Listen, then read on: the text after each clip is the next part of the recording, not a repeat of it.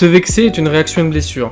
En général, quand on se sent blessé, on peut réagir par ce comportement de vexation qui consiste soit à bouder, soit à faire la gueule, soit justement en réagissant en se vengeant, en faisant des piques ou en collectionnant ce qu'on appelle des timbres.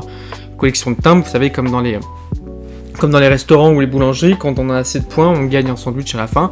Le sandwich, c'est l'explosion de la cocotte minute, et là, on explose de colère. Et en général, c'est complètement démesuré. Pour éviter cette situation qui peut envenimer les relations, il y a un comportement plus sain qui consiste à prendre du recul et à penser que l'autre, en fait, n'avait pas l'intention de nous faire du mal, n'avait pas l'intention de nous heurter. Et quand on suppose ça, en général, ça nous calme, ça fait baisser la colère de penser que l'autre n'avait pas d'intention malveillante à notre égard. Une fois qu'on a fait ça, on peut exprimer notre ressenti par rapport à ce qui a été dit, que ce soit la forme, que ce soit les mots, que ce soit les comportements, et de dire ce qui, à l'intérieur de cela, nous a heurté. Donc on peut demander et réfléchir et communiquer autour de ça.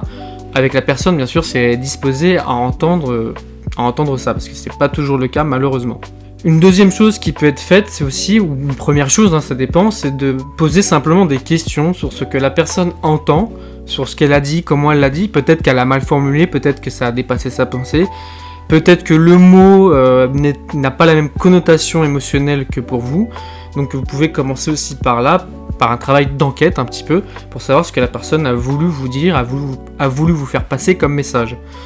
Si vous faites ces deux stratégies de communication, ça va déverrouiller pas mal de situations, honnêtement beaucoup de quiproquos, parce qu'il y a beaucoup d'engueulades qui sont faites en fait sur des incompréhensions mutuelles, et ça fait baisser en fait les tensions dans la relation, parce que déjà vous avez baissé la tension à l'intérieur de vous, donc forcément ça va se traduire par un comportement plus calme. La personne aussi, du coup, ça va la calmer, et ça va faire baisser en tension la relation.